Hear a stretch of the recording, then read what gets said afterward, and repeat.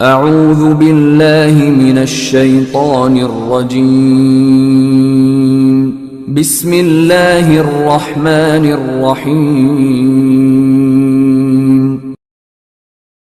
لا إله إلا الله محمد رسول الله لا إله إلا الله محمد رسول الله لا إله إلا الله محمد رسول الله لا إله إلا الله محمد رسول الله. السلام علیکم ورحمۃ اللہ وبرکاتہ۔ الحمدللہ آج ہم سیرت پاک صلی اللہ علیہ وآلہ وسلم پر 28ویں لیکچر کا آغاز کرنے جا رہے ہیں۔ آج کے اس لیکچر میں ہم غزوہ فتح مکہ کو ڈیٹیل میں کور کریں گے۔ اس غزوے کے اسباب، غزوے کی تیاری، اسلامی لشکر مکے کی جانب روانگی، مکے میں اسلامی لشکر کا داخلہ، خانہ کعبہ میں ہمارے پیارے نبی صلی اللہ علیہ وسلم کی نماز اور قریش سے خطاب، کعبے کی چھت پر اذان بلالی، فتح یا شکرانے کی نماز، فتح کے دوسرے دن رسول اللہ صلی اللہ علیہ وسلم کا خطبہ، انصار کے اندیشے، بیت مکہ میں نبی صلی اللہ علیہ وسلم کا قیام اور کام۔ یہ تمام ٹاپکس پوری ڈیٹیل میں ہم آج کور کریں گے۔ لیکچر شروع کرنے سے پہلے میں آپ لوگوں سے درخواست کروں گی کہ پلیز اپنے پیارے نبی صلی اللہ علیہ وسلم کی زندگی کے حالات دوسروں تک شیئر کیجئے۔ نفع بخش علم دوسروں تک پہنچانا صدقہ جاریہ ہے۔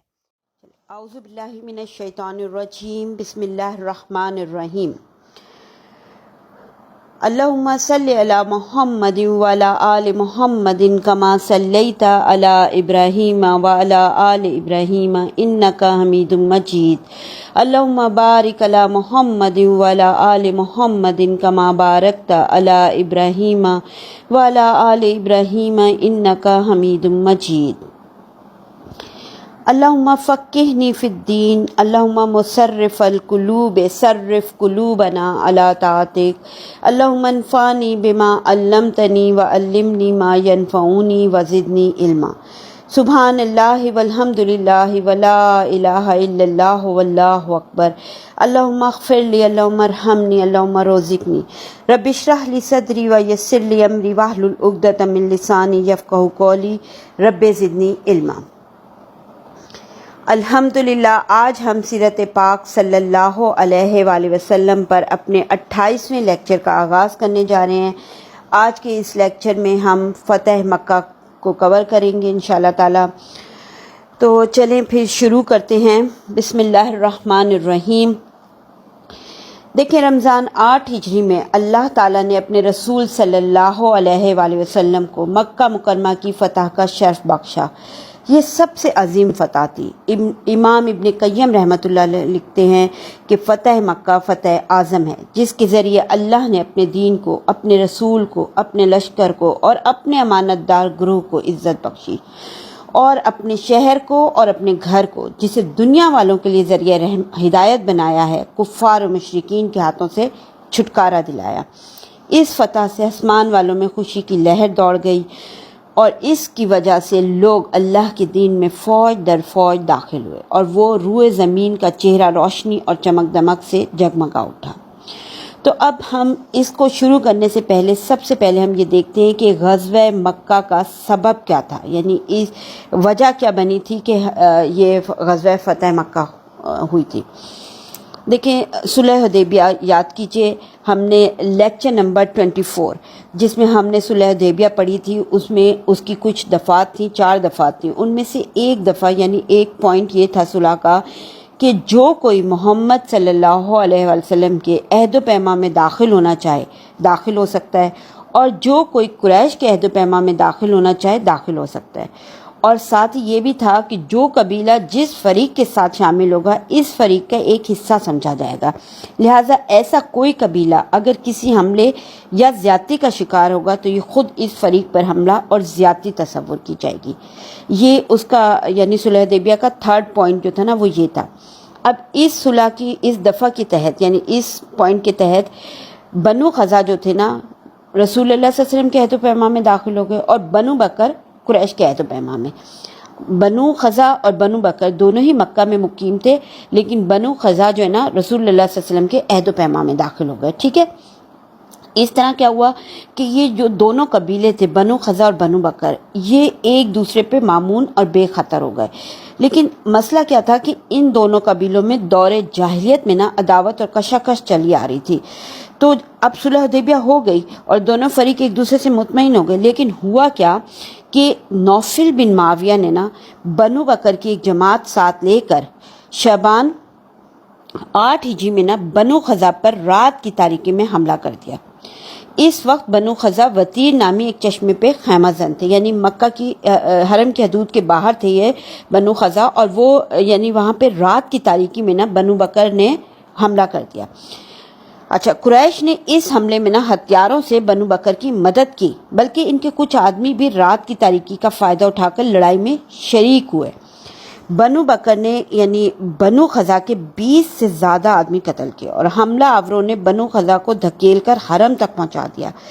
یعنی اول تو انہیں حملہ کرنا ہی نہیں چاہیے تھا صلح حدیبیہ کی روح سے، اوپر سے قریش جو ان کے ساتھی تھے، یعنی قریش کے یہ مطلب قریش اور بنو بکر ایک تھے نا، اور اسی طریقے سے بنو خزا ہمارے پیارے نبی صلی اللہ علیہ وسلم کے عہد و پیمان میں داخل ہوئے تھے تو ان کے رفیق ہوئے. تو بنو بکر کو حملہ نہیں کرنا چاہیے تھا، لیکن قریش نے انہیں روکنے کے بجائے ان کا ساتھ دیا اور باقاعدہ ان کے ساتھ ان کے ہتھیاروں سے مدد کی، اور ان کے بنو خزا کے 20 سے زیادہ آدمی اس حملے میں نہ مارے گئے نا، اور پھر دھکیلتے ہوئے وہ کہاں تک لے آئے؟ حرم کی حدود میں لے آئے. اچھا، اب جب حرم پہنچ گئے تھے نا تو بنو بکر کے لوگوں نے نا اس سے کہا، نوفل سے، کیونکہ نوفل نے یہ سارا سیٹ اپ کیا تھا نا، بنو بکر کی جماعت کو ساتھ ملایا تھا، تو نوفل سے کہا کہ اب ہم حرم میں داخل ہو گئے ہیں، تمہارا الہ، یعنی حرم میں تو گنجائش نہیں ہے اس چیز کی کہ لڑائی کرو. لیکن اس کے جواب میں نوفل نے ایک بڑی بات کہی تھی اور بولا، بنو بکر آج کوئی الہ نہیں، اپنا بدلہ چکا لو. میری عمر کی قسم، تم لوگ حرم میں چوری کرتے ہو تو کیا حرم میں اپنا بدلہ نہیں لے سکتے؟ یعنی انہوں نے اپنی پرانی دشمنی کا بدلہ لیا اس طریقے سے جو نا. اچھا، اب یہ معاملہ تو یہاں پہ ہوا مکہ میں، لیکن کیا تھا کہ بنو خزا نے نا اس وقت جب یہ حرم تک پہنچا دیا گیا تو بنو خزا نے بدیل بن ورقہ اور اپنے ایک آزاد کردہ غلام رافع کے گھروں میں نا پناہ لی اس وقت. اور ان میں سے نا بنو خزا میں سے ایک عمرو بن سالم خزائی نے نا وہاں سے نکل کر فوراً مدینے کا رخ کیا اور رسول اللہ صلی اللہ علیہ وسلم کی خدمت میں پہنچ کر سامنے کھڑا ہو گیا. وہ نا یعنی مکہ سے نکل کے مدینہ پہنچا اور مدینہ پہنچ کے ہمارے پیارے نبی صلی اللہ علیہ وسلم کے سامنے آ کے کھڑا ہو گیا. اس وقت ہمارے پیارے نبی صلی اللہ علیہ وسلم نا مسجد نبوی میں نا صحابہ کرام کے درمیان تشریف فرما تھے. تو عمرو بن سالم جب وہاں پہنچا نا تو اس نے کچھ اشعار پڑھے تھے نا. اب ان کا میں ترجمہ آپ کو بتاتی ہوں، عربی میں ظاہر اشعار. تو اس نے کہا کہ اے پروردگار، میں محمد صلی اللہ علیہ وسلم سے ان کے عہد اور ان کے والد کے قدیم عہد کی دہائی دے رہا ہوں. آپ لوگ اولاد تھے اور ہم جننے والے. اچھا، اس میں 2 لفظ آ رہے ہیں نا، والد کی قدیم عہد کی.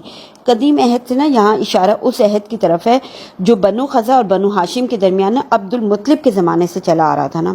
اور پھر یہ کہہ رہے ہیں نا کہ آپ لوگ اولاد تھے اور ہم جننے والے. تو اس طرف اشارہ اس بات کی طرف ہے کہ عبد مناف کی جو ماں تھی نا، یعنی قصی کی جو بیوی تھی ہائی، وہ بنو خزا سے تھی نا، تو اس لیے پورا خاندان نبوت نا بنو خزا کی اولاد ٹھہرا نا. تو اس لحاظ سے یہ اشعار میں یہ جو جملہ کہہ رہے ہیں نا، آپ لوگ اولاد تھے اور ہم جننے والے، تو وہ اس سینس میں آ رہا ہے. پھر آگے ہے کہ پھر ہم نے تابعداری اختیار کی اور کبھی دستکش نہ ہوئے. اللہ آپ کو ہدایت دے، آپ پرزور مدد کیجیے. اللہ کے بندوں کو پکاریے، وہ مدد کو آئیں گے. جن میں اللہ کے رسول ہوں گے، ہتھیار پوش، چڑھے ہوئے 14ویں کی چاند کی طرح گورے اور خوبصورت. اگر ان پر ظلم اور ان کی توہین کی جائے تو چہرہ تمتما اٹھتا ہے. آپ ایک ایسے لشکر جرار کے اندر تشریف لائیں گے جو جھاگ بھرے سمندر کی طرح تلاطم خیز ہوگا. یقیناً قریش نے آپ کے عہد کی خلاف ورزی کی ہے اور آپ کا پختہ پیمان توڑ دیا ہے. انہوں نے میرے لیے خدا میں گھات لگائی ہوئی، سمجھا کہ میں کسی کو مدد کے لیے نہ پکاروں گا، حالانکہ وہ بڑے ذلیل اور تعداد میں قلیل ہیں. انہوں نے وطیر پر رات میں حملہ کیا اور ہمیں رکوع سجود کی حالت میں قتل کیا. اچھا، رکوع سجود کی حالت میں قتل کیے سے یہ مراد نہیں ہے، یہ تو اشعار میں کہہ رہے ہیں نا، تو یہ مراد نہیں ہے کہ یہ اس وقت نماز پڑھ رہے تھے یا رکوع سجود کر رہے تھے. مراد اس سے یہاں اس سے مطلب یہ ہے کہ ہم مسلمان تھے اور ہمیں قتل کیا گیا، کیونکہ بنو خزا کے بہت سارے لوگ مسلمان ہو چکے تھے. وہ مکہ میں رہے تھے لیکن وہ مسلمان ہو چکے تھے، اسی لیے انہوں نے ہمارے پیارے نبی صلی اللہ علیہ وسلم کے عہد میں داخل ہوئے تھے نا، عہد پیمان میں. اچھا، اب یہ سارے اشعار جب اس نے پڑھے نا ہمارے پیارے نبی صلی اللہ علیہ وسلم کے سامنے، تو ہمارے پیارے نبی صلی اللہ علیہ وسلم نے فرمایا اے عمرو بن سالم تیری مدد کی گئی۔ اس کے بعد آسمان میں نا بادل کا ایک ٹکڑا دکھائی پڑا، تو آپ صلی اللہ علیہ وسلم نے فرمایا یہ بادل بنو کعب کی مدد کی بشارت سے دمک رہا ہے۔ اس کے بعد نا بدیل بن ورقہ خزائی کی سرکردگی میں بنو خزا کی ایک جماعت مدینہ ہے، یعنی پہلے تو عمرو بن سالم اکیلا آیا تھا، پھر کیا ہوا کہ بدیل بن ورقہ خزائی کی سرکردگی میں پوری بنو خزا کی ایک جماعت آئی، جس میں تقریباً 40 سوار تھے نا، وہ ہمارے پیارے نبی صلی اللہ علیہ وسلم کے پاس پہنچے مدینہ مکہ سے نا، اور رسول اللہ صلی اللہ علیہ وسلم کو بتایا کہ کون سے لوگ مارے گئے اور کس طرح قریش نے بنو بکر کی پشت بیانی کی نا۔ اچھا، بنو خزا چونکہ صلح حدیبیہ میں مسلمانوں کے ساتھ شامل ہو گئے تھے اور ان کے متعدد افراد مسلمان بھی ہو چکے تھے نا، اس لیے انہوں نے رسول صلی اللہ علیہ وسلم کو اس واقعے کی اطلاع دی، اور آپ صلی اللہ علیہ وسلم نے پھر فرمایا تھا اس پر کہ واللہ میں جس چیز سے اپنی حفاظت کرتا ہوں اس سے تمہاری بھی ضرور حفاظت کروں گا۔ دیکھیں اب اس میں یہ تھا پس منظر کے فتح مکہ کا پس منظر کی کس وجہ سے غزوہ فتح مکہ پیش آئی نا۔ دیکھیں اس میں شبہ نہیں ہے کہ قریش اور ان کے حلیفوں نے جو کچھ کیا تھا نا وہ کھلی ہوئی بدعہدی اور صریح پیمان شکنی تھی، جس کی کوئی وجہ جواز نہ تھی۔ اسی لیے نا خود قریش کو بھی نا اپنی بدعہدی کا بہت جلد احساس ہو گیا نا، اور انہوں نے اس کے انجام کی سنگینی کو مد نظر رکھتے ہوئے نا ایک مجلس مشاورت منعقد کی فوراً نا، اور جس میں طے کیا کہ وہ اپنے سپہ سالار ابو سفیان کو اپنا نمائندہ بنا کر تجدید صلح کے لیے مدینہ روانہ کریں گے، ٹھیک ہے۔ اچھا، ادھر نا ہمارے پیارے نبی صلی اللہ علیہ وسلم نے صحابہ کرام کو بتایا کہ قریش اپنی اس بد عہد شکنی کے بعد اب کیا کرنے والے ہیں۔ چنانچہ آپ صلی اللہ علیہ وسلم نے فرمایا کہ گویا میں ابو سفیان کو دیکھ رہا ہوں کہ وہ عہد کو پھر سے پختہ کرنے اور مدت صلح کو بڑھانے کے لیے آ گیا ہے نا۔ ادھر جو ہے نا ابو سفیان طے شدہ قرارداد کے مطابق روانہ ہوا، اور مکہ سے یعنی روانہ ہوا مدینے کی طرف۔ جب اسفان پہنچا نا تو بدیل بن ورقہ سے ملاقات ہوئی، جو پوری جماعت کے ساتھ آئے تھے نا ہمارے پیارے نبی صلی اللہ علیہ وسلم کے پاس، اور ساری اطلاع دی تھی، اور وہ واپس جا رہے تھے، یعنی وہ تو مدینہ سے مکہ واپس جا رہے تھے اور ابو سفیان مکہ سے مدینہ آ رہا تھا۔ تو راستے میں نا اسفان جب پہنچا نا تو اس سے ملاقات ہوئی، تو بدیل کیونکہ مدینہ سے واپس آ رہا تھا تو ابو سفیان سمجھ گیا کہ یہ نبی صلی اللہ علیہ وسلم کے پاس سے ہو کر آ رہا ہے، تو پوچھا بدیل کہاں سے آ رہے ہو؟ بدیل نے کہا کہ میں خزا کے ہمراہ اس ساحل اور وادی میں گیا ہوا تھا۔ پوچھا کیا تم محمد صلی اللہ علیہ وسلم کے پاس نہیں گئے تھے؟ بدیل نے کہا نہیں۔ اچھا، مگر جب بدیل مکہ کی جانب روانہ ہو گیا، کیونکہ وہ مکہ جا رہا تھا نا، جب وہ چلا گیا نا تو ابو سفیان نے کیا کیا؟ ابو سفیان نے کہا کہ اگر یہ مدینہ گیا تھا تو وہاں اپنے اونٹ کی گٹلی کا چارہ کھلایا ہوگا، اس لیے ابو سفیان نے کیا کیا؟ اس جگہ گیا جہاں بدیل نے اپنا اونٹ بٹھایا تھا، یعنی جس جگہ وہ اونٹ بیٹھا تھا نا اسفان کے مقام پہ، تو وہاں گیا، اس کی مینگنی لے کر توڑی تو اس میں کھجور کی گٹلی نظر آئی۔ تو ابو سفیان نے کہا میں اللہ کی قسم کھا کے کہتا ہوں کہ بدیل محمد صلی اللہ علیہ وسلم کے پاس گیا تھا نا۔ بہرحال ابو سفیان بھی مدینہ پہنچا اور اپنی صاحبزادی ام المومنین حضرت ام حبیبہ رضی اللہ عنہا کے گھر گیا۔ ام المومنین حضرت ام حبیبہ کا نکاح جو ہے نا حبشہ میں ہوا تھا، اور نجاشی نے یعنی غائبانہ نکاح پڑھوایا تھا ہمارے پیارے نبی صلی اللہ علیہ وسلم سے نا، تو یہ ابو سفیان کی بیٹی ہے نا۔ تو حضرت ام حبیبہ کی رضی اللہ عنہ کے گھر گیا، جب رسول صلی اللہ علیہ وسلم کے بستر پہ بیٹھنا چاہنا تو انہوں نے بستر لپیٹ دیا۔ ابو سفیان نے کہا بیٹی کیا تم نے اس بستر کو میرے لائق نہیں سمجھا یا مجھے اس بستر کے لائق نہیں سمجھا؟ تو انہوں نے کہا یہ رسول اللہ صلی اللہ علیہ وسلم کا بستر ہے اور آپ ناپاک مشرک آدمی ہیں۔ ابو سفیان کہنے لگا کہ اللہ کی قسم میرے بعد تمہیں شر پہنچ گیا ہے۔ خیر بہرحال ابو سفیان وہاں سے نکل کے نا رسول اللہ صلی اللہ علیہ وسلم کے پاس گیا اور آپ صلی اللہ علیہ وسلم سے گفتگو کی۔ آپ صلی اللہ علیہ وسلم نے اسے کوئی جواب نہیں دیا۔ اس کے بعد ابو بکر صدیق رضی اللہ عنہ کے پاس گیا، ان سے کہا تو وہ رسول اللہ صلی اللہ علیہ وسلم سے گفتگو کریں، انہوں نے کہا میں ایسا نہیں کر سکتا۔ اس کے بعد پھر وہ عمر بن خطاب رضی اللہ عنہ کے پاس گیا اور ان سے بات کی، اور عمر رضی اللہ تعالیٰ عنہ کے بارے میں ہم سب جانتے ہیں نا کہ ان کا مزاج کس قسم کا تھا۔ تو انہوں نے کہا حضرت عمر رضی اللہ عنہ سے جب بات کی نا تو حضرت عمر رضی اللہ عنہ نے کیا کہا؟ عمر رضی اللہ عنہ نے کہا کہ بھلا میں تم لوگوں کے لیے رسول اللہ صلی اللہ علیہ وسلم سے سفارش کروں گا؟ اللہ کی قسم اگر مجھے لکڑی کے ٹکڑے کے سوا کچھ دستیاب نہ ہو تو میں اسی کے ذریعے تم لوگوں سے جہاد کروں گا۔ اس کے بعد نا وہ حضرت علی بن ابی طالب رضی اللہ عنہ کے پاس پہنچا نا تو انہوں نے بھی معذرت کی، بلکہ انہوں نے ایک مشورہ بھی دیا کہ وہ خود لوگوں کے درمیان امان کا اعلان کرے اور واپس چلا جائے۔ پھر اس نے ایسے ہی کیا تھا، ابو سفیان نے کیا کیا تھا کہ مسجد میں کھڑے ہو کر اعلان کیا کہ میں لوگوں کے درمیان امان کا اعلان کر رہا ہوں، اور پھر اپنے اوپر سوار ہو کے مکہ چلا گیا، یعنی کوئی فائدہ نہیں ہو اسے وہاں پہنچنے کا نا۔ خیر ایک اور جگہ پہ ہے کہ طبرانی کی روایت سے معلوم ہوتا ہے کہ رسول اللہ صلی اللہ علیہ وسلم نے نا عہد شکنی کی خبر آنے سے 3 روز پہلے ہی نا حضرت عائشہ رضی اللہ تعالیٰ عنہ کو حکم دیا تھا کہ آپ کا ساز و سامان تیار کر دیں. پیغمبر تھے نا، اللہ کی طرف سے پتہ تو چل جاتی تھی باتیں، لیکن کسی کو پتہ نہ چلے. اس کے بعد حضرت عائشہ رضی اللہ تعالیٰ عنہ کے پاس جب حضرت ابو بکر صدیق رضی اللہ عنہ تشریف لائے نا تو پوچھا بیٹی یہ کیسی تیاری ہے؟ انہوں نے کہا واللہ مجھے نہیں معلوم نا. حضرت ابو بکر صدیق رضی اللہ عنہ نے کہا کہ یہ تو بنو اسفر یعنی رومیوں سے جنگ کا وقت تو نہیں ہے، پھر رسول اللہ صلی اللہ علیہ وسلم کا ارادہ کدھر کا ہے؟ تو حضرت عائشہ نے کہا کہ واللہ مجھے علم نہیں ہے. پھر تیسرے روز علی صبح عمرو بن سالم خزائی جب پہنچ گیا اور اس نے اشعار کہے جو میں نے ابھی آپ کو سنائے تو لوگوں کو معلوم ہو گیا کہ عہد شکنی کی گئی ہے، صلح حدیبیہ کی عہد شکنی کی گئی ہے. اس کے بعد پھر بدیل بھی آیا، اپنے 40 سواروں کو لے کر آیا. پھر اس کے بعد ابو سفیان آیا تو لوگوں کو حالات کا پھر ٹھیک علم ہو گیا نا. اچھا اس کے بعد نا رسول اللہ صلی اللہ علیہ وسلم نے غزوے کی تیاری شروع کر دی تھی. صحابہ کو بھی اس کا حکم دیا اور مدینہ کی گرد و پیش جو اعراب تھے نا یعنی جو لوگ رہتے تھے انہیں بھی تیاری کے لیے کہا. لیکن کیا کہا تھا؟ 7 خبر چھپائے رکھی اور دعا فرمائی تھی. ہمارے پیارے نبی نے خاص دعا فرمائی تھی اس کے لیے اور اللہ تعالیٰ سے یہ دعا فرمائی تھی کہ اے اللہ جاسوسوں اور خبروں کو قریش تک پہنچنے سے روک اور پکڑ لے تاکہ ہم ان کے علاقے میں ان کے سر پر ایک دم جا پہنچے. یہ ہمارے پیارے نبی صلی اللہ علیہ وسلم نے نکلنے سے پہلے دعا فرمائی تھی. اور ہم نے پچھلے جتنے بھی غزوات پڑھے ہیں، جتنا کچھ بھی پڑھا ہے، ہر موقع پہ دیکھیں ہمارے پیارے نبی صلی اللہ علیہ وسلم نے دعا فرمائی ہے ہر موقع پر. اور ہم لوگ دعا مانگنے میں اتنی کنجوسی کرتے ہیں جبکہ دعا عبادت ہے نا. دعا مانگنی چاہیے، یعنی ہمیں بھی ہر موقع پہ اپنی چھوٹی سے چھوٹی پرابلم کے لیے بھی اور کوئی کام شروع کرنے سے پہلے دعا مانگنی چاہیے. بہرحال ہمارے پیارے نبی صلی اللہ علیہ وسلم نے پوری دعا مانگی کہ اے اللہ جاسوسوں اور خبروں کو قریش تک پہنچنے سے روک اور پکڑ لے تاکہ ہم ان کے علاقے میں ان کے سر پر ایک دم جا پہنچیں. ٹھیک ہے. پھر اس کے علاوہ کیا کیا تھا؟ یعنی مزید رازداری کے لیے ہمارے پیارے نبی صلی اللہ علیہ وسلم نے کیا کیا کہ شروع ماہ رمضان 8 ہجری میں نا حضرت ابو قتادہ بن ربیع رضی اللہ تعالیٰ عنہ کی قیادت میں 8 آدمیوں کا ایک سریہ بطن اعظم کی طرف روانہ فرمایا. یہ مقام نا ذی خشب اور ذی مروہ کے درمیان مدینے سے 36 عربی میل کے فاصلے پہ واقع ہے. مقصد کیا تھا اس کا؟ مقصد یہ تھا کہ سمجھنے والے سمجھیں کہ آپ اسی علاقے کا رخ کریں گے اور یہی خبریں ادھر ادھر پھیلیں. اب جب یہ سریہ نا اپنے مقررہ مقام پر پہنچ گیا نا تو اسے معلوم ہوا کہ رسول اللہ صلی اللہ علیہ وسلم پیچھے مکہ کے لیے روانہ ہو چکے ہیں. چنانچہ یہ بھی پھر آپ صلی اللہ علیہ وسلم سے جا ملا تھا نا.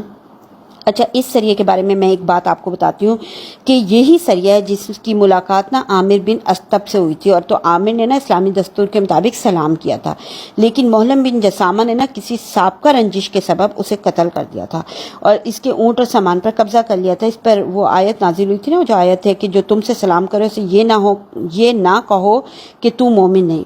اس کے بعد نا صحابہ اکرام محلم کو حضور صلی اللہ علیہ وسلم کے پاس لے آئے تھے کہ آپ اس کے لیے دعائے مغفرت کر دیں. لیکن جب محلم آپ کے سامنے حاضر ہوا تھا نا آپ صلی اللہ علیہ وسلم کے سامنے، تو آپ صلی اللہ علیہ وسلم نے 3 بار فرمایا تھا کہ اے اللہ محلم کو نہ بخش.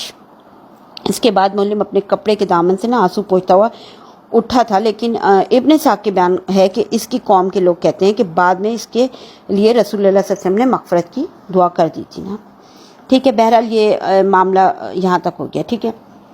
اب جیسے میں نے بتایا کہ آپ صلی اللہ علیہ وسلم نے نکلنے سے پہلے دعا فرمائی تھی نا کہ اے اللہ جاسوسوں اور خبروں کو قریش تک پہنچنے سے روک اور پکڑ لے. لیکن ہوا کیا کہ ادھر حاطب بن ابی بلتہ رضی اللہ تعالیٰ عنہ صحابی رسول مدینہ میں، ٹھیک ہے، انہوں نے کیا کیا؟ انہوں نے قریش کو ایک رکا لکھ کر یہ اطلاع دے بھیجی کہ رسول اللہ صلی اللہ علیہ وسلم حملہ کرنے والے ہیں. انہوں نے نا یہ رکا نا ایک عورت کو دیا تھا اور اسے قریش تک پہنچانے پر معاوضہ رکھا تھا. عورت نا سر کی چوٹی میں نا رکا چھپا کر روانہ ہوئی. لیکن کیونکہ ہمارے پیارے نبی صلی اللہ علیہ وسلم نے اللہ سے دعا مانگی تھی تو رسول اللہ صلی اللہ علیہ وسلم کو آسمان سے حاطب کی اس حرکت کی خبر دے دی گئی. چنانچہ آپ صلی اللہ علیہ وسلم نے حضرت علی، حضرت مقداد، حضرت زبیر اور حضرت ابو مرثد غنوی رضی اللہ عنہ کو یہ کہہ کر بھیجا کہ جاؤ روضہ خاخ پہنچو، وہاں ایک ہودج نشین عورت ملے گی، یعنی ہودج پہ سوار ہوگی نا، جس کے پاس قریش کے نام ایک رکا ہوگا. یہ حضرات نا گھوڑوں پر سوار تیزی سے روانہ ہوئے. جب وہاں پہنچے تو عورت موجود تھی. اس سے کہا کہ وہ نیچے اترے اور پوچھا کہ کیا تمہارے پاس کوئی خط ہے؟ اس نے کہا میرے پاس تو کوئی خط نہیں. تو انہوں نے اس کی پھر کجاوے کی بھی تلاشی لی جس میں بیٹھی ہوئی تھی وہ، لیکن کچھ بھی نہیں ملا. تو اس پر حضرت علی رضی اللہ تعالیٰ عنہ نے سے کہا کہ میں اللہ کی قسم کھا کے کہتا ہوں کہ نہ رسول اللہ صلی اللہ علیہ وسلم نے جھوٹ کہا ہے اور نہ ہم جھوٹ کہہ رہے ہیں. تو جب اس نے یہ پختگی دیکھی نا تو بولی اچھا منہ پھیرو. انہوں نے منہ پھیرا تو اس نے چوٹی کھول کے خط نکالا اور ان کے حوالے کر دیا. یہ لوگ خط لے کے نا رسول اللہ صلی اللہ علیہ وسلم کے پاس پہنچے. دیکھا تو اس میں واقعی میں تحریر تھا. کیا تحریر تھا؟ حاتم بن ابی بلتہ کی طرف سے قریش کی جانب.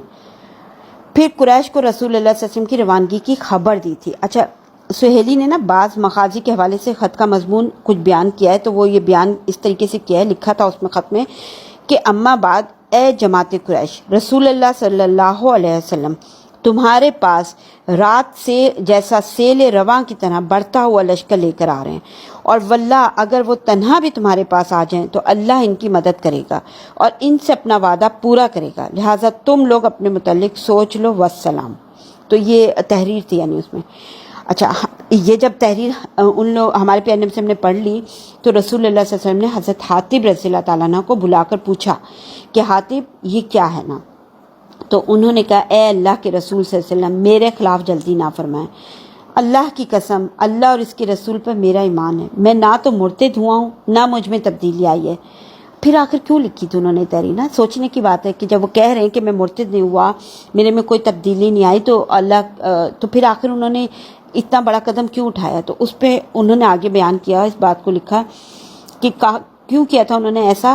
انہوں نے کہا کہ بات صرف اتنی ہے کہ میں خود قریش کا آدمی نہیں، البتہ ان میں چپکا ہوا تھا اور میرے اہل و عیال اور بال بچے وہی ہیں، لیکن قریش سے میری کوئی قرابت نہیں کہ وہ میرے بال بچوں کی حفاظت کریں. اس کے برخلاف دوسرے لوگ جو آپ کے ساتھ ہیں وہاں ان کے قرابت دار ہیں جو ان کی حفاظت کریں گے. اس لیے جب مجھے یہ چیز حاصل نہ تھی تو میں نے چاہا کہ ان پر ایک احسان کر دوں جس کے بدلے وہ میرے قرابت داروں کی حفاظت کریں. اچھا یہ بات جب وہ کر کے ہٹے نا تو اس پر حضرت عمر بن خطاب رضی اللہ عنہ وہاں موجود تھے. تو انہوں نے کہا اے اللہ کے رسول صلی اللہ علیہ وسلم مجھے چھوڑیے، میں اس کی گردن مار دوں، کیونکہ اس نے اللہ اور اس کے رسول کے ساتھ خیانت کی ہے اور یہ منافق ہو گیا ہے نا. لیکن دیکھیں ہمارے پیارے نبی صلی اللہ علیہ وسلم نے کیا فرمایا اس کے جواب میں. ہمارے پیارے نبی صلی اللہ علیہ وسلم نے فرمایا دیکھو یہ جنگ بدر میں، کیونکہ وہ اقرار تو کر چکی کہ انہوں نے بھیجا تھا، لیکن اور خط مل بھی گیا اور مطلب روک بھی دیا اللہ تعالیٰ نے اس کو ان تک پہنچنے سے. تو اب ہمارے پیارے نبی صلی اللہ علیہ وسلم نے کیا فرمایا؟ ہمارے پیارے نبی صلی اللہ علیہ وسلم نے فرمایا دیکھو یہ جنگ بدر میں حاضر ہو چکا ہے، اور عمر تمہیں کیا پتا، ہو سکتا ہے کہ اللہ نے اہل بدر پہ نمودار ہو کر کہا ہو تم لوگ جو چاہے کرو، میں نے تمہیں بخش دیا.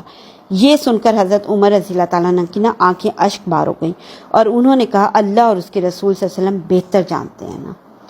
میں اس چیز کو پڑھ رہی تھی نا تو مجھے ایک بہت ہی چیز ذہن میں آئی کہ ہم نے اتنی عرصے سے معاشرت سے ہم سیرت پڑھ رہے ہیں، مختلف مقامات پہ مختلف لوگوں کے ساتھ ہمارے پیارے نبی صلی اللہ علیہ وسلم کا جو برتاؤ تھا تھوڑا ڈفرینٹ ہے، الگ الگ ہے، اور وہ موقع محل کے حساب سے ہے نا. یعنی ہمیں جب سیرت پڑھتے ہیں تو ہمیں اس چیز کو فوکس کرنا ہوگا نا، ہمیں یہ دیکھنا ہوگا کہ ہر جگہ ایک ہی معاملہ نہیں چلتا کہ آپ بس دو ٹوک وہ کرتے ہیں. تو کئی جگہوں پہ ہمارے پیارے نبی صلی اللہ علیہ وسلم نے معاف فرمایا لوگوں کو، کچھ جگہوں پہ آپ صلی اللہ علیہ وسلم نے سزا بھی دی ہے.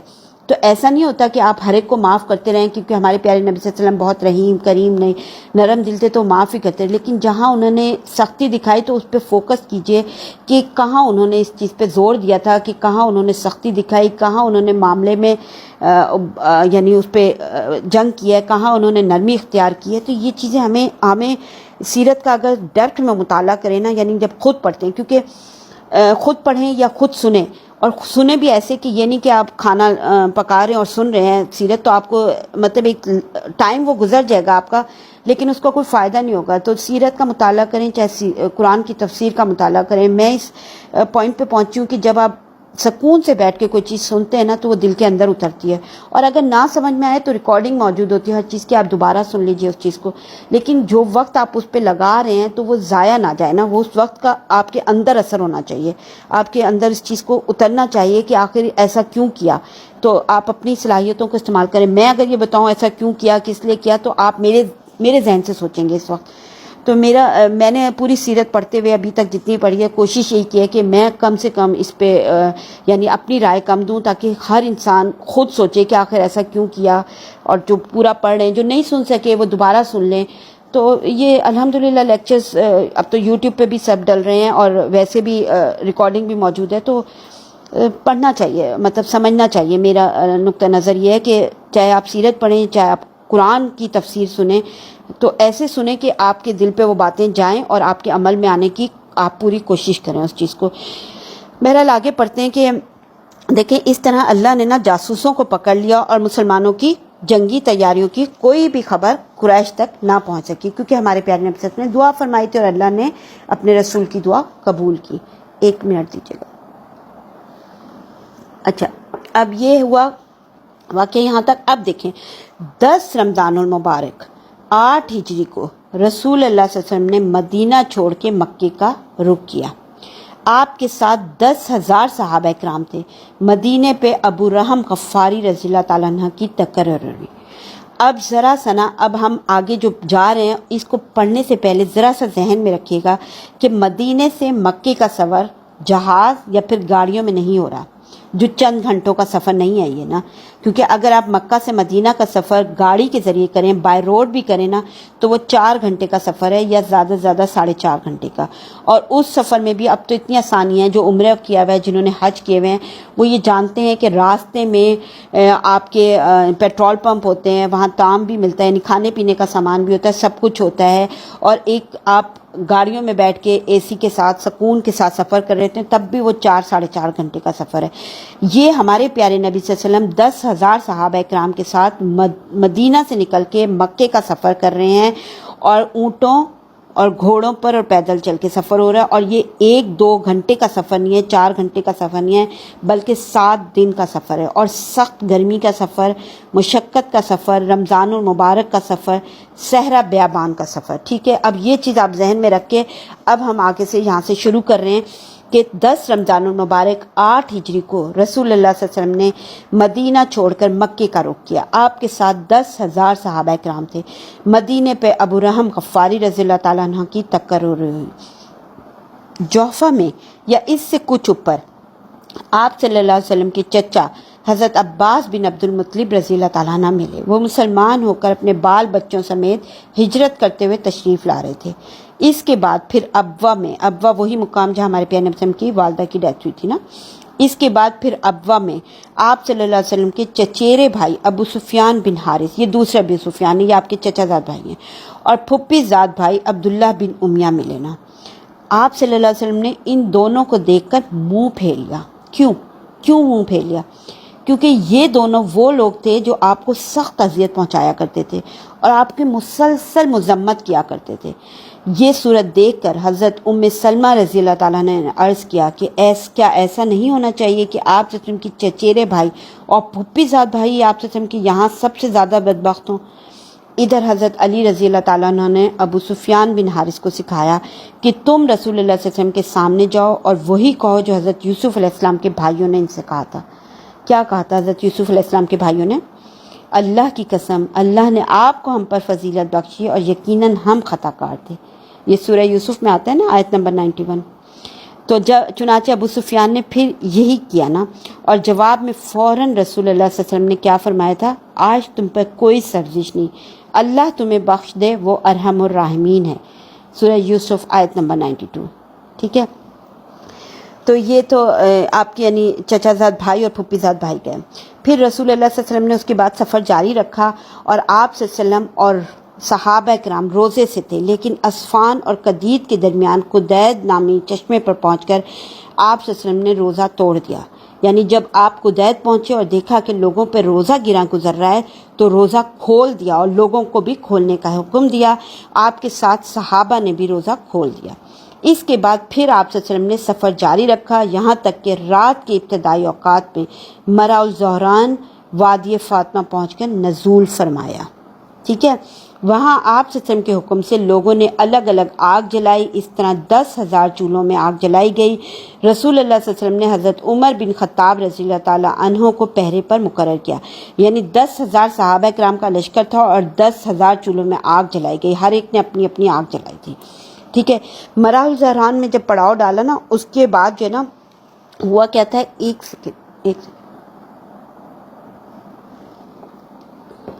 مراح الزہران میں پڑاؤ ڈالنے کے بعد نا حضرت عباس رضی اللہ تعالیٰ عنہ جو آپ کے چچا تھے نا، انہوں نے رسول اللہ صلی اللہ علیہ وسلم کے سفید خچر پر سوار ہو کر وہ نکلے۔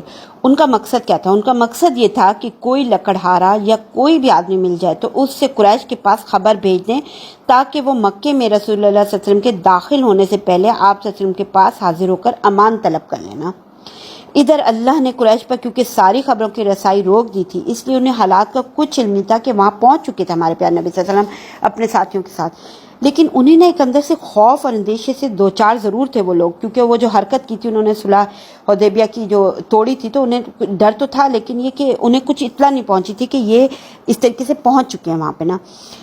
تو ابو سفیان نا کیا کر رہا تھا کہ باہر جا کے نا خبروں کا پتہ لگاتا رہتا تھا۔ چنانچہ اس وقت بھی نا وہ حکیم بن حزام اور بدیل بن ورقہ خبروں کا پتہ لگانے کی غرض سے نکلے ہوئے تھے نا۔ اچھا، حضرت عباس رضی اللہ عنہ کا اپنا بیان ہے کہ واللہ میں رسول اللہ صلی اللہ علیہ وسلم کے خچر پہ سوار جا رہا تھا کہ مجھے ابو سفیان اور بدیل بن ورقہ کی گفتگو سنائی پڑی۔ وہ باہم گفتگو کر رہے تھے۔ ابو سفیان کہہ رہا تھا کہ اللہ کی قسم میں نے آج رات جیسی آگ اور ایسا لشکر تو کبھی دیکھا ہی نہیں، اور جواب میں بدیل کہہ رہا تھا یہ اللہ کی قسم بنو خزاں ہیں، جنگ نے انہیں نوچ کر رکھ دیا ہے۔ اس پر ابو سفیان کہہ رہا تھا خزاں اس سے کہیں کمتر اور ذلیل ہیں کہ یہ ان کی آگ اور ان کا لشکر ہو۔ اچھا، کیونکہ انہیں خدشہ ابو خزاں سے ہی تھا نا، بنو خزاں سے، کیونکہ انہی سے الجھ کے ہٹے تھے ابھی۔ تو حضرت عباس رضی اللہ عنہ کہتے ہیں کہ میں نے اس کی آواز پہچان لی اور کہا ابو حنظلہ۔ اس نے بھی میری آواز پہچان لی اور بولا ابو الفضل۔ یہ کنیت کے ذریعے ایک دوسرے کو مخاطب کر رہے ہیں نا۔ تو میں نے کہا ہاں۔ اس نے کہا کیا بات ہے؟ میرے ماں باپ تجھ پر قربان۔ میں نے کہا یہ رسول اللہ صلی اللہ علیہ وسلم ہے، لوگوں سمیت ہائے قریش کی تباہی واللہ۔ اس پر ابو سفیان پریشان ہو گیا نا، پریشان ہو کے بولا اب کیا ہیلا ہے؟ میرے ماں باپ تم پر قربان۔ میں نے کہا واللہ اگر وہ تمہیں پا گئے تو تمہاری گردن مار دیں گے، لہٰذا اس خچر پر پیچھے بیٹھ جاؤ، میں تمہیں رسول اللہ صلی اللہ علیہ وسلم کے پاس لے چلتا ہوں اور تمہارے لیے امان طلب کیے دیتا ہوں۔ اس کے بعد ابو سفیان میرے پیچھے بیٹھ گیا۔ یہ حضرت عباس رضی اللہ عنہ فرما رہے ہیں نا۔ تو کہتے ہیں کہ اس کے بعد ابو سفیان میرے پیچھے بیٹھ گیا اور اس کے دونوں ساتھی واپس چلے گئے۔ ٹھیک ہے، حضرت جو ہے حضرت عباس رضی اللہ تعالیٰ عنہ کہتے ہیں کہ میں ابو سفیان کو لے کے چلا۔ جب کسی علاؤ کے پاس سے گزرتا تو وہ لوگ کہتے کون ہے، مگر جب دیکھتے کہ رسول اللہ صلی اللہ علیہ وسلم کا خچر ہے اور میں اس پر سوار ہوں تو کہتے رسول اللہ صلی اللہ علیہ وسلم کے چچا ہیں نا، اور آپ صلی اللہ علیہ وسلم کے خچر پر ہیں۔ یہاں تک کہ کہتے ہیں کہ عمر بن خطاب رضی اللہ تعالیٰ عنہ کے علاؤ کے پاس سے گزرا، انہوں نے کہا کون ہے، اور اٹھ کر میری طرف آئے۔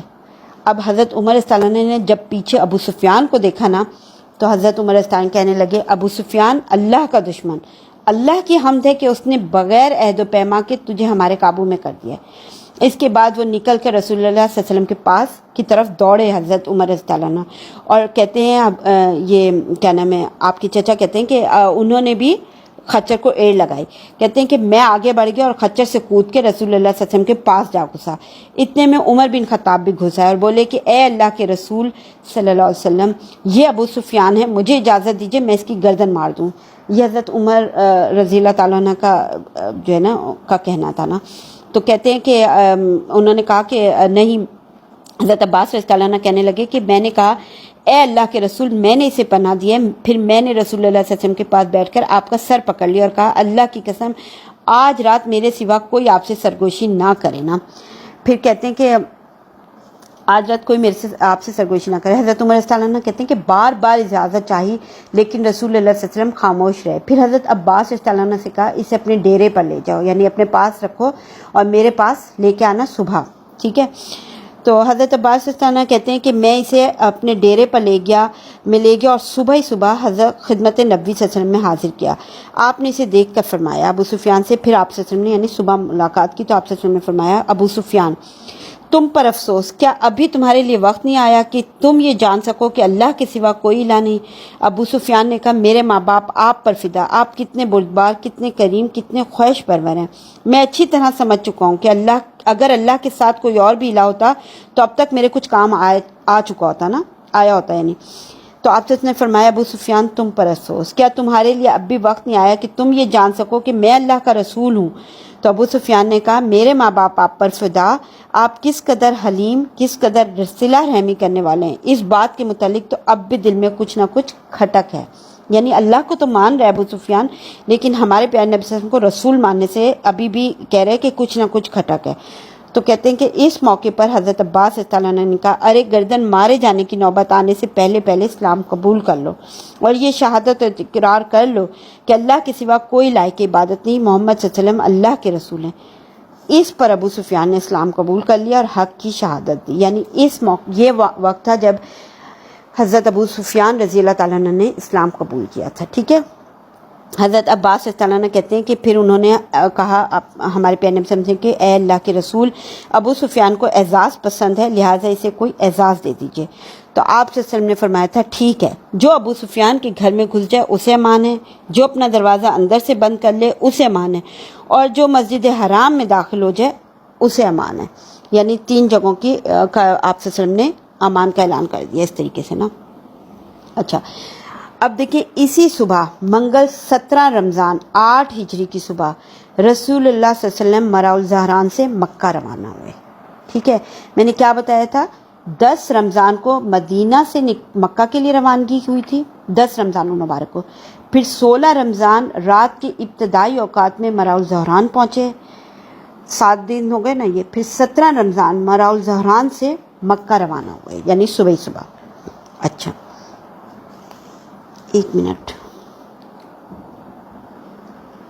اچھا اب ہمارے پیارے نبی صلی اللہ علیہ وسلم مراء الزہران سے مکہ روانہ ہوئے تو حضرت عباس رضی اللہ تعالیٰ عنہ کو ہمارے پیارے نبی صلی اللہ علیہ وسلم نے حکم دیا کہ ابو سفیان کو وادی کی تنگنائی پر پہاڑ کے ناکے کے پاس روک رکھیں، یعنی تنگ راستے پہ نا، تاکہ وہاں سے گزرنے والی الہائی فوجوں کو ابو سفیان دیکھ سکے۔ حضرت عباس رضی اللہ عنہ نے ایسے ہی کیا۔ ادھر قبائل جو تھے نا اپنے اپنے پرچم لیے گزر رہے تھے۔ جب وہاں سے کوئی قبیلہ گزرتا تو ابو سفیان پوچھتا کہ عباس یہ کون لوگ ہیں؟ جواب میں حضرت عباس رضی اللہ عنہ کہتے کہ بنو فلان، جیسے مثال کے طور پہ بنو سلیم ہیں، مختلف قبیلوں کے نام بتاتے کہ اب یہ گزرے اب یہ گزرے، اور یہاں تک کہ سارے قبیلے ایک ایک کر کے گزر گئے۔ اب رسول اللہ صلی اللہ علیہ وسلم اپنے سب دستے کے جلد میں تشریف لائے۔ یہاں انسانوں کے بجائے صرف لوہے کی باڑ دکھائی پڑ رہی تھی۔ ابو سفیان نے کہا سبحان اللہ، اے عباس یہ کون لوگ ہیں؟ تو انہوں نے کہا یہ انصار و مہاجرین کے جلد میں رسول اللہ صلی اللہ علیہ وسلم تشریف فرمائے۔ ابو سفیان نے کہا بھلا ان سے محاذرائی کی طاقت کسے ہے؟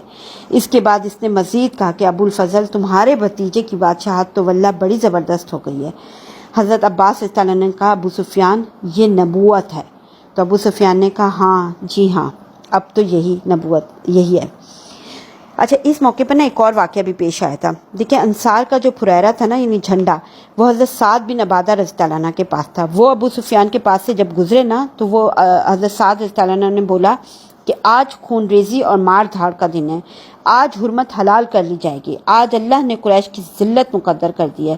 یہ بات نا ابو سفیان نے نا رسول اللہ صلی اللہ علیہ وسلم سے کہی۔ ابو سفیان نے کہا کہ اے اللہ کے رسول صلی اللہ علیہ وسلم، آپ نے وہ بات نہیں سنی جو سعد نے کہی ہے؟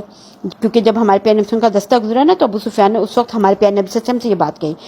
تو آپ صلی اللہ علیہ وسلم نے فرمایا سعد نے کیا کہا ہے؟ تو ابو سفیان نے کہا یہ اور یہ بات کہی ہے۔ یہ سن کر نا حضرت عثمان اور حضرت عبد الرحمن بن عوف رضی اللہ عنہ نے عرض کیا کہ یا رسول اللہ، ہمیں خطرہ ہے کہ کہیں سعد قریش کے اندر مار دھاڑ نہ مچا دیں۔ تو اس پر ہمارے پیارے نبی صلی اللہ علیہ وسلم نے فرمایا تھا نہیں، بلکہ آج کا دن وہ دن ہے جس میں کعبہ کی تعظیم کی جائے گا، آج کا دن وہ دن ہے جس میں اللہ قریش کو عزت بخشے گا۔ اس کے بعد آپ صلی اللہ علیہ وسلم نے حضرت سعد رضی اللہ عنہ کے پاس آدمی بھیج کر جھنڈا ان سے لے لیا تھا، اور وہ جھنڈا ان کے صاحبزادے قیس کے حوالے کر دیا گیا تھا نا، ٹھیک ہے۔ اچھا اب جب رسول اللہ صلی اللہ علیہ وسلم ابو سفیان کے پاس سے گزر چکے، یعنی تمام قافلے وہاں سے نکل گئے، تو حضرت عباس رضی اللہ عنہ نے اس سے کہا اب دوڑ کے اپنی قوم کے پاس جاؤ۔ ابو سفیان تیزی سے مکہ پہنچا اور پھر نہایت بلند آواز سے پکارا قریش کے لوگوں، یہ محمد ہیں صلی اللہ علیہ وسلم تمہارے پاس اتنا لشکر لے کے آئے کہ مقابلے کی تاب نہیں، لہٰذا جو ابو سفیان کے گھر گھس جائے اسے امان ہے۔ اچھا یہ بات سن کے نا اس کی اپنی بیوی یعنی ہند بن عتبہ اٹھی اور اس کی مونچھ پکڑ کر بولی مار ڈالو اس چربدار کڑے گوشت والے مشک کو اور خبر رساں کو نا۔ تو ابو سفیان نے اس پہ کہا تھا تمہاری بربادی، دیکھو تمہاری جانوں کے بارے میں یہ عورت تمہیں دھوکے میں نہ ڈال دے، کیونکہ محمد صلی اللہ علیہ وسلم ایسا لشکر لے کے آئے جس سے مقابلے کی تاب نہیں ہے، اس لیے جو ابو سفیان کے گھر میں گھس جائے اسے امان ہے نا۔ اب یہ جب اس نے یہ الفاظ کہے تو لوگوں نے کہا اللہ تجھے مارے، تیرا گھر ہمارے کتنے آدمیوں کے کام آ سکتے، گھر تو چھوٹے چھوٹے تھے اس وقت، آج کل تو ہم محلوں میں رہ کے بھی اللہ کا شکر ادا نہیں کرتے، وہاں تو چھوٹے چھوٹے گھر تھے۔ تو ابو سفیان نے کہا اچھا جو اپنا دروازہ اندر سے بند کر لے اسے بھی امان ہے، اور جو مسجد حرام میں داخل ہو جائے اسے بھی امان ہے۔ یہ سن کر نا لوگ اپنے اپنے گھروں اور مسجد حرام کی طرف بھاگے۔ البتہ نا انہوں نے نا یعنی فوراً لوگوں نے نا بھگدڑ مچ گئی، سب اپنے اپنے گھروں میں بھاگے، بند کیے دروازے اور مسجد حرام کی طرف بھاگ گئے نا سارے لوگ۔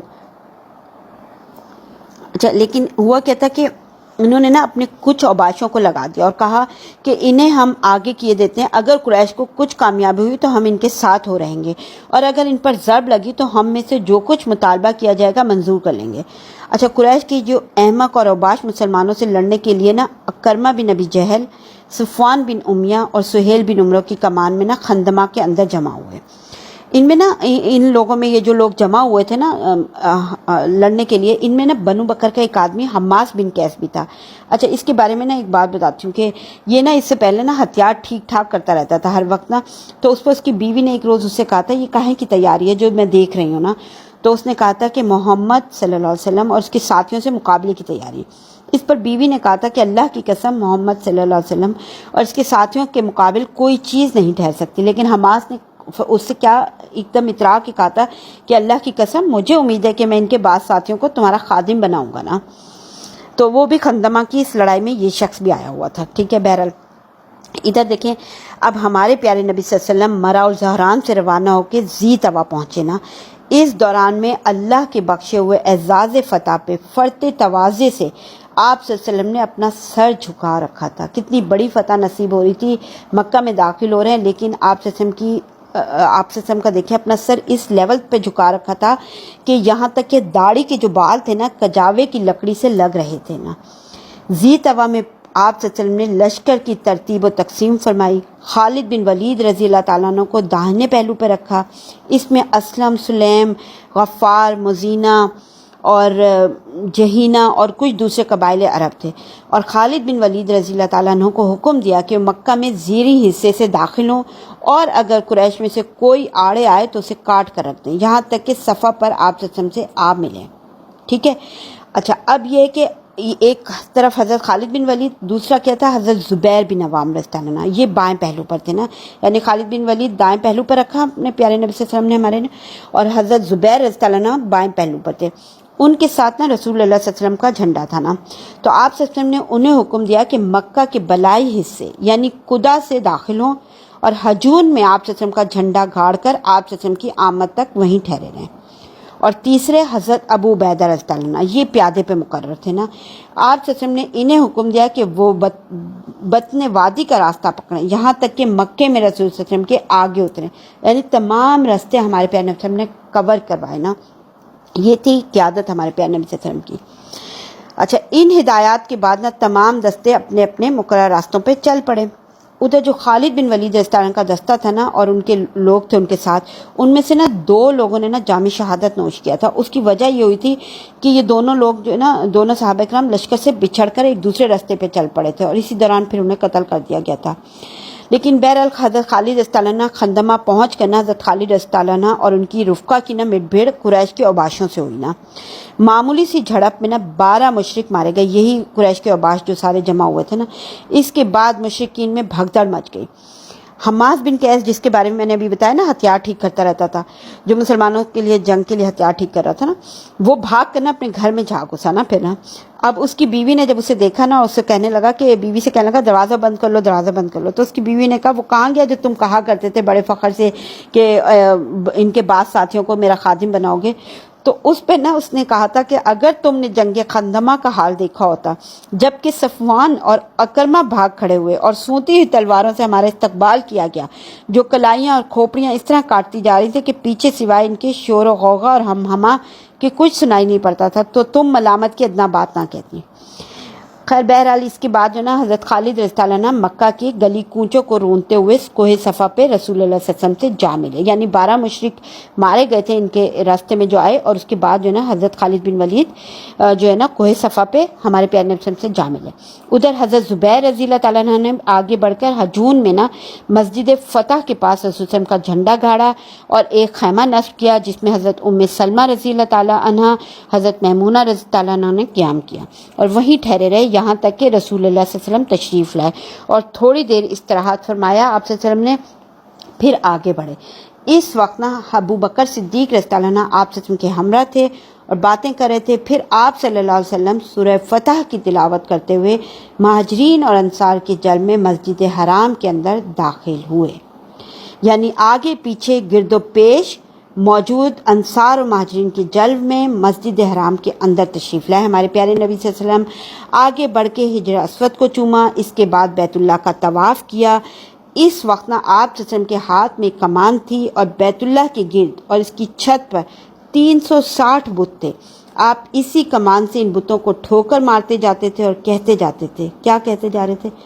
حق آ گیا باطل چلا گیا، باطل جانے والی چیز ہے۔ سورہ اسراء کی آیت نمبر 81 ہے نا۔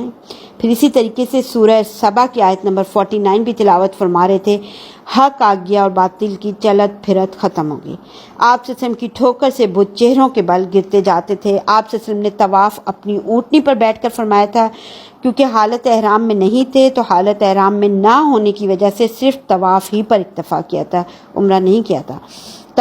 تکمیل طواف کے بعد عثمان بن طلحہ کو بلا کر ان سے کعبہ کی کنجی لی۔ پھر آپ صلی اللہ علیہ وسلم کے حکم سے خانہ کعبہ کھولا گیا، اندر داخل ہوئے تو تصویریں نظر آئیں جن میں حضرت ابراہیم علیہ السلام اور حضرت اسماعیل علیہ السلام کی تصویریں بھی تھیں اور ان دونوں کے ہاتھ میں فالگیری کے تیر بھی تھے۔ آپ صلی اللہ علیہ وسلم نے یہ منظر دیکھ کر فرمایا تھا، اللہ ان مشرکین کو ہلاک کرے، اللہ کی قسم ان دونوں پیغمبروں نے کبھی بھی فال کے تیر استعمال نہیں کیے۔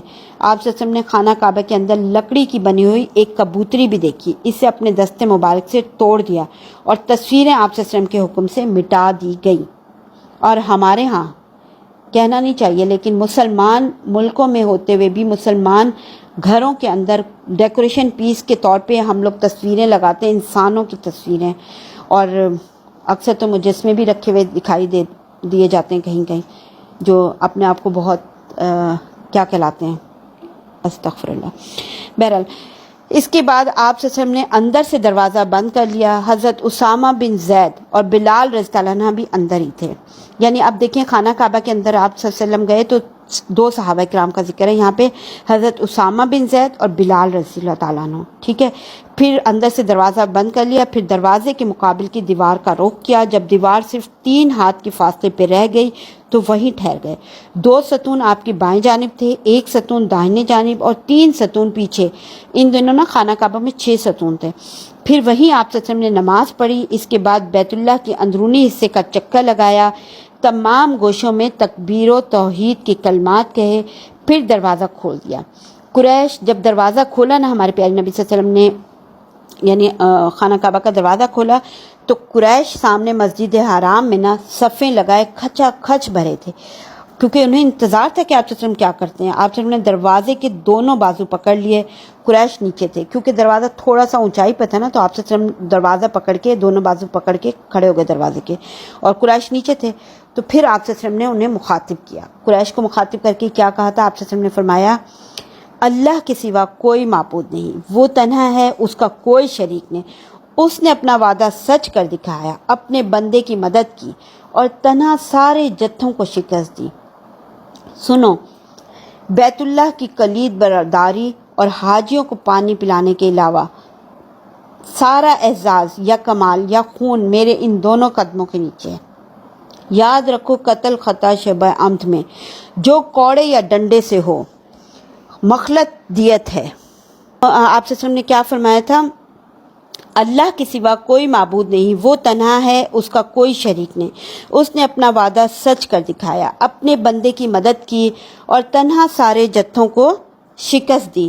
سنو، بیت اللہ کی کلید برداری اور حاجیوں کو پانی پلانے کے علاوہ سارا اعزاز یا کمال یا خون میرے ان دونوں قدموں کے نیچے ہے۔ یاد رکھو، قتل خطا شبہ عمد میں جو کوڑے یا ڈنڈے سے ہو مخلط دیت ہے۔ اے قریش کے لوگوں، اللہ نے تم سے جاہلیت کی نخوت اور باپ دادا پر فخر کا خاتمہ کر دیا۔ سارے لوگ آدم سے ہیں اور آدم مٹی سے۔ اس کے بعد آپ صلی اللہ علیہ وسلم نے سورہ حجرات کی آیت نمبر 13 تلاوت فرمائی تھی۔ سورہ حجرات کی آیت نمبر 13 کا ترجمہ میں پڑھتی ہوں۔ آپ صلی اللہ علیہ وسلم نے فرمایا، اے لوگوں، ہم نے تمہیں ایک مرد اور ایک عورت سے پیدا کیا اور تمہیں قوموں اور قبیلوں میں تقسیم کیا تاکہ تم ایک دوسرے کو پہچان سکو۔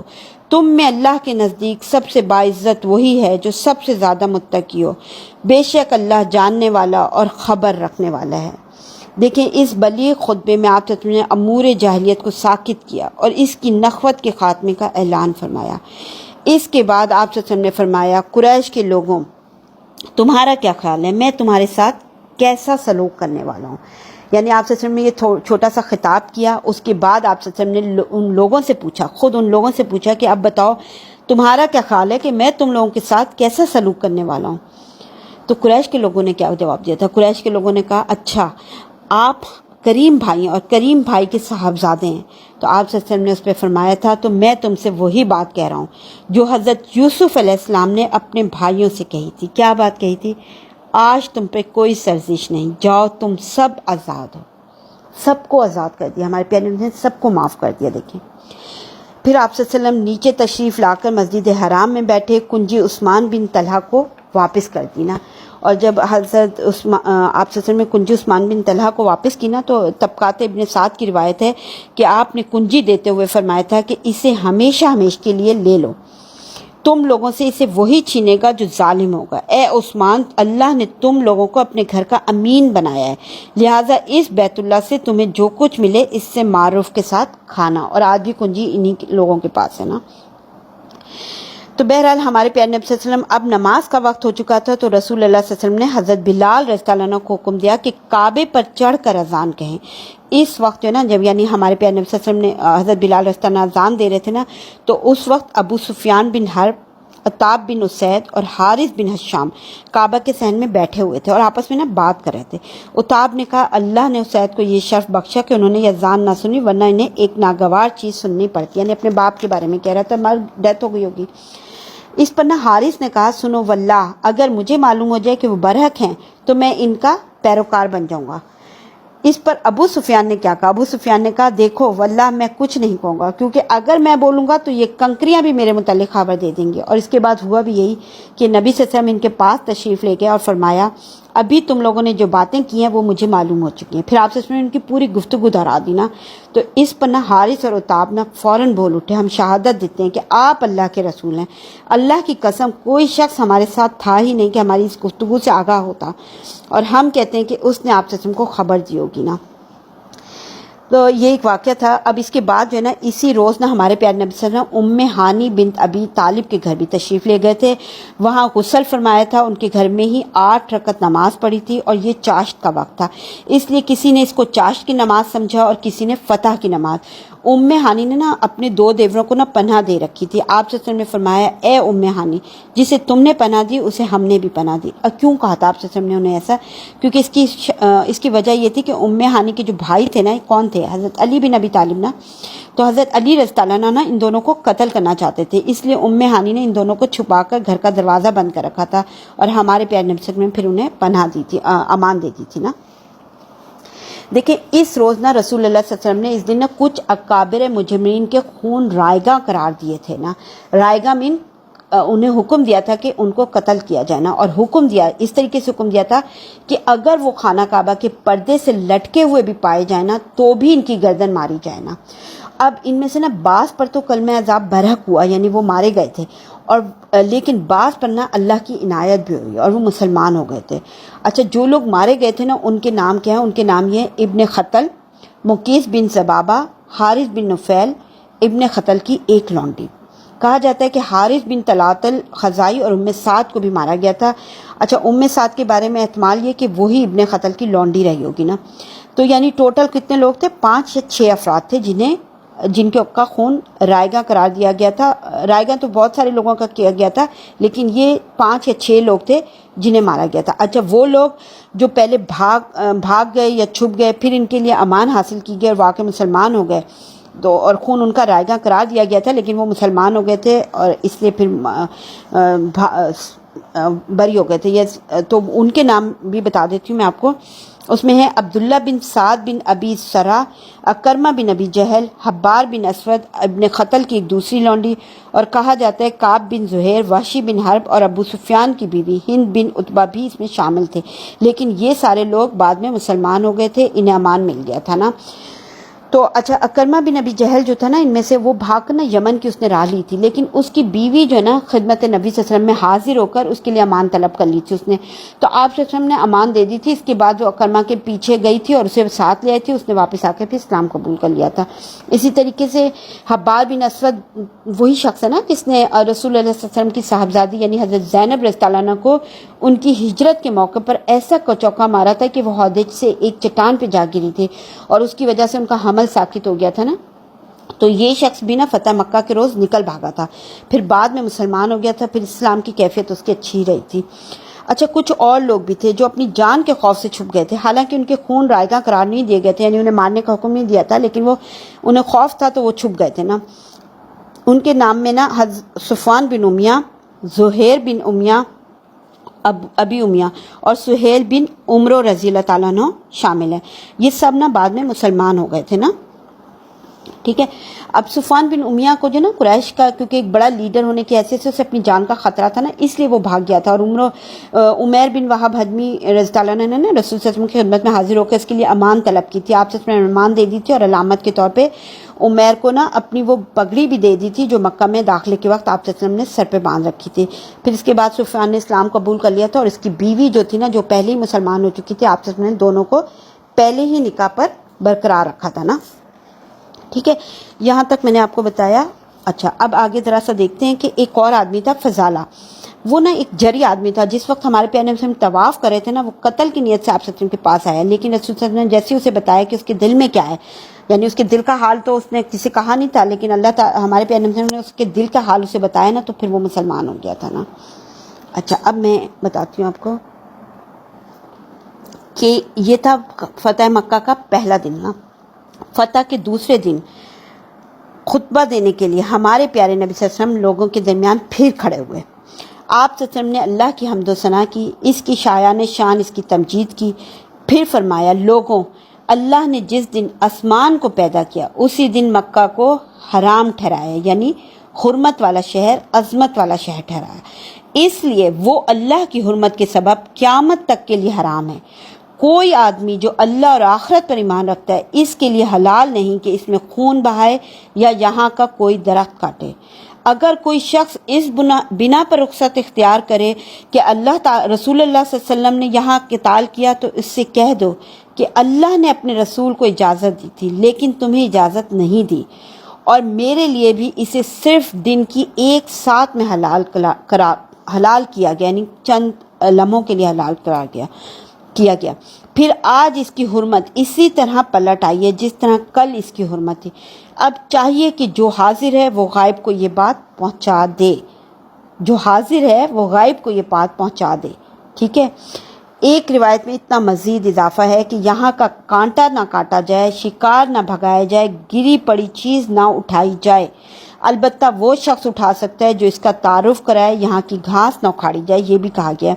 اچھا گھاس کے اوپر نا حضرت عباس رضی اللہ عنہ نے کہا تھا کہ یا رسول اللہ صلی اللہ علیہ وسلم، اصغر یعنی جو عرب کی مشہور گھاس ہے نا جو موج کی ہم شکل ہوتی ہے اور چائے اور بہت ساری دوا کے طور پہ استعمال ہوتی ہے نا، تو اس کے بارے میں پوچھا تھا. تو ہمارے پیارے نبی نے فرمایا تھا مگر اصغر، یعنی اصغر کو کاٹا جا سکتا ہے، اس کے علاوہ اور کسی گھاس کو نہیں. اچھا اس بنو خزا نے نا اس روز بنو لیس کے ایک آدمی کو قتل کر دیا تھا، کیونکہ بنو لیس کے ہاتھوں ان کا ایک آدمی جاہلیت میں مارا گیا تھا. تو ہمارے پیارے نبی صلی اللہ علیہ وسلم نے اس بارے میں فرمایا تھا کہ خزا کے لوگوں اپنے ہاتھ قتل سے روک لو، کیونکہ قتل اگر نافع ہوتا تو بہت قتل ہو چکا ہوتا. یہ دیکھیں ہمارے پیارے نبی صلی اللہ علیہ وسلم نے، میں نے ابھی بتایا کہ کچھ لوگوں کے قتل کو حکم دیا تھا، لیکن یہاں پہ ہمارے پیارے نبی صلی اللہ علیہ وسلم کیا فرما رہے ہیں، اور معافی کا اعلان کیا، عام معافی کا اعلان کیا. اور یہاں ہمارے پیارے نبی صلی اللہ علیہ وسلم کلیئرلی فرما رہے ہیں کہ کیونکہ قتل اگر نافع ہوتا یعنی فائدے مند ہوتا تو بہت قتل ہو چکا ہوتا. تم نے ایک ایسے آدمی کا قتل کیا ہے کہ میں اس کی دیت لازماً ادا کروں گا نا، ایک سیکنڈ، لازماً ادا کروں گا. پھر میرے اس مقام کے بعد اگر کسی نے کسی کو قتل کیا تو مقتول کے اولیاء کو دو باتوں کا اختیار ہوگا، چاہیں تو قاتل کا خون بہائیں اور چاہیں تو اس سے دیت لے لیں. ٹھیک ہے، یہ سیکنڈ ڈے کا خطبہ ہے ہمارے پیارے نبی صلی اللہ علیہ وسلم کا. اچھا، اب ہمارے پیارے نبی صلی اللہ علیہ وسلم فتح مکہ کی تکمیل فرما چکے اور معلوم ہے کہ یہی شہر آپ کا شہر ہے، آپ کی جائے پیدائش اور وطن تھا. تو انصار نے آپس میں کہا کیا خیال ہے، اب اللہ نے رسول اللہ صلی اللہ علیہ وسلم کو آپ کی اپنی سرزمین اور آپ کا شہر فتح کرا دیا ہے تو آپ یہی قیام فرمائیں گے. اس وقت آپ صلی اللہ علیہ وسلم صفا پر ہاتھ اٹھائے دعا فرما رہے تھے. جب دعا سے فارغ ہوئے تو دریافت فرمایا کہ تم لوگوں نے کیا بات کی ہے.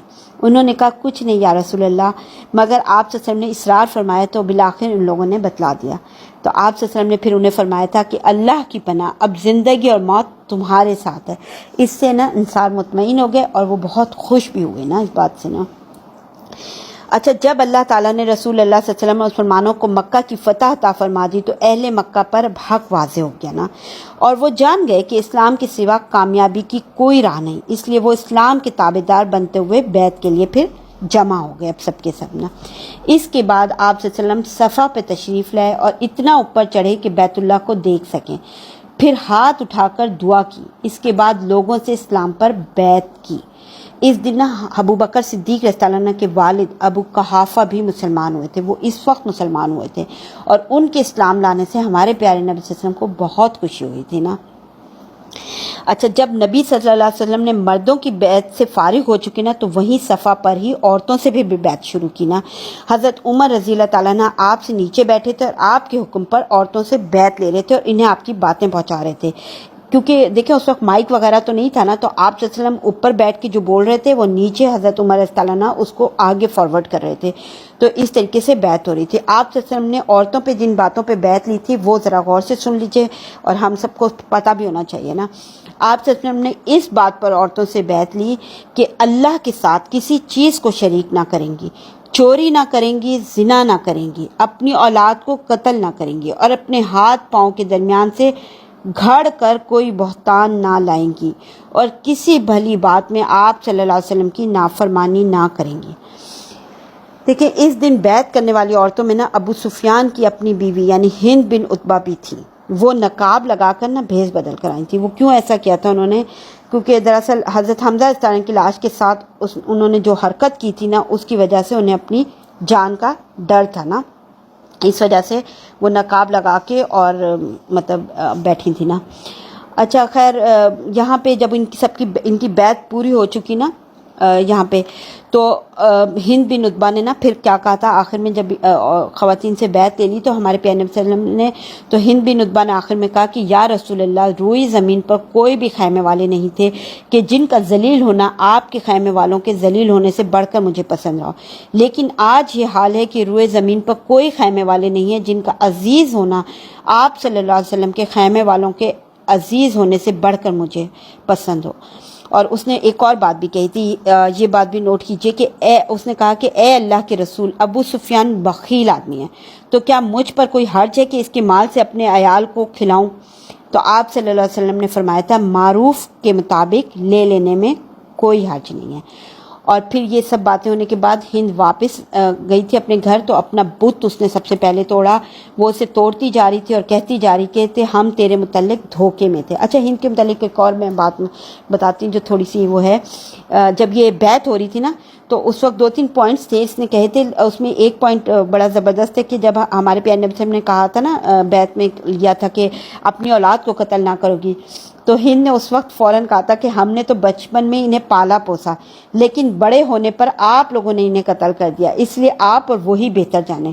کیونکہ ہند کا بیٹا حنظلہ بن ابی سفیان بدر کے دن قتل کیا گیا تھا تو یہ سن کر حضرت عمر رضی اللہ عنہ ہنستے ہنستے لیٹ گئے تھے اور رسول اللہ صلی اللہ علیہ وسلم نے بھی تبسم فرمایا تھا بہرحال دیکھیں مکہ میں ہمارے پیارے نبی صلی اللہ علیہ وسلم نے 19 روز قیام فرمایا اور اس دوران آپ صلی اللہ علیہ وسلم نے نقوش اسلام کی تجدید کرتے رہے، لوگوں کو ہدایت و تقوی کی رہنمائی فرماتے رہے۔ انہی دنوں آپ صلی اللہ علیہ وسلم کے حکم سے حضرت ابو اسید خزائی رضی اللہ تعالیٰ عنہ نے نئے سرے سے حدود حرم کے کھمبے نصب کیے۔ آپ صلی اللہ علیہ وسلم نے اسلام کی دعوت اور مکہ کے آس پاس بتوں کو توڑنے کے لیے متعدد سرائے بھی روانہ کیے اور اس طرح سارے بت توڑ ڈالے گئے۔ آپ صلی اللہ علیہ وسلم کی منادی نے مکہ میں اعلان کیا کہ جو شخص اللہ اور آخرت کے دین پر ایمان رکھتا ہو وہ اپنے گھر میں کوئی بت نہ چھوڑے بلکہ اسے توڑ ڈالے۔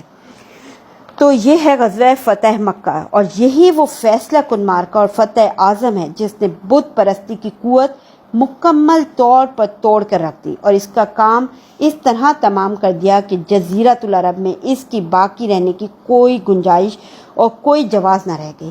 اور اس فیصلہ کن غزوے نے لوگوں کی آنکھیں کھول دی اور ان پر پڑا ہوا وہ آخری پردہ ہٹا دیا جو قبول اسلام کی راہ میں روک بنا ہوا تھا۔ اس فتح کے بعد پورے جزیرۃ العرب کے سیاسی اور دینی افق پر مسلمانوں کا سورج چمک رہا تھا اور اب دینی سربراہی اور دنیوی قیادت کی زمام ان کے ہاتھ آ چکی تھی، یعنی مسلمانوں کے ہاتھ آ چکی تھی۔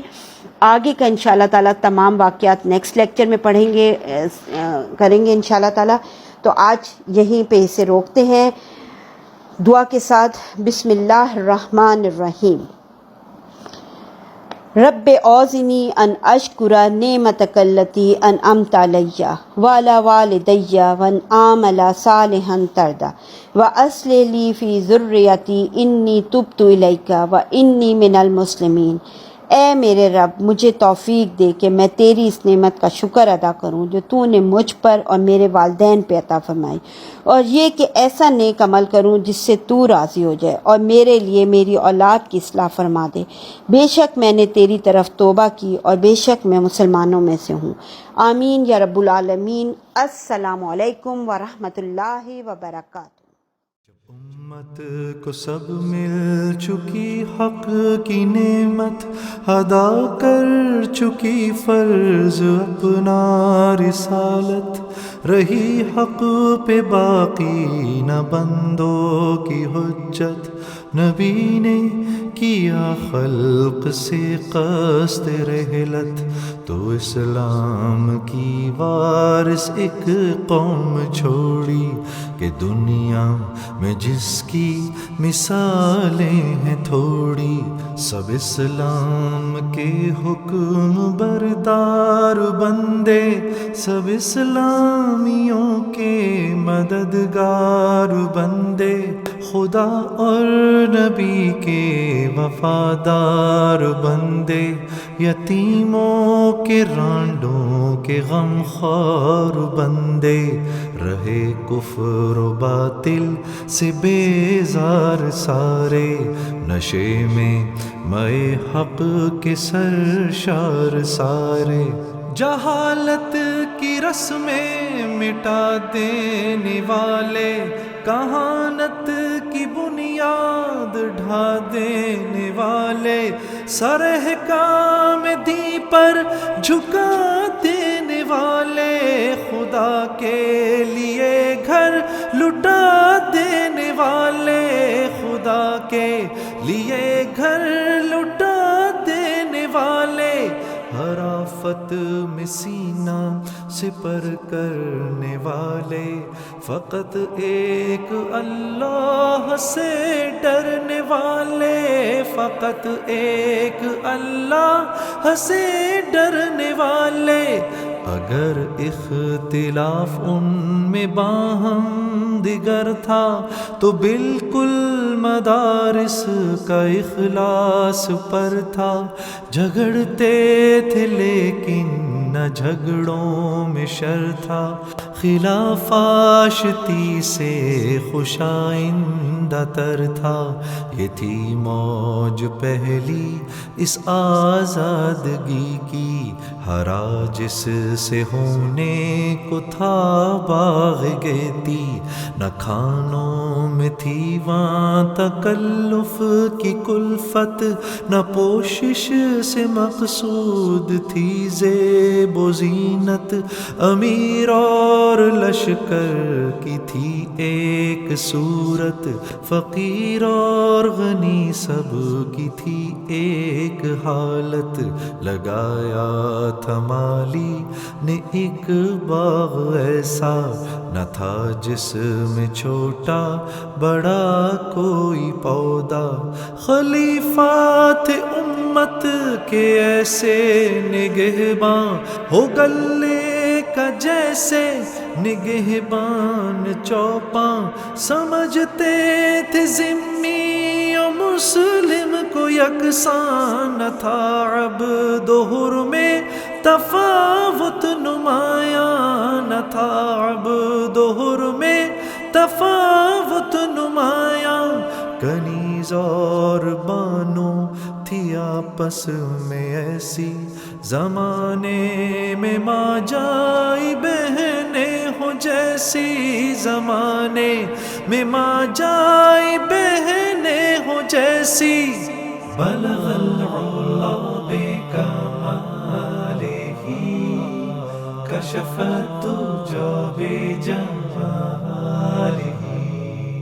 حسنت جميع خصاله، صلوا عليه وآله، صلوا عليه وآله، بلغ العلا بكماله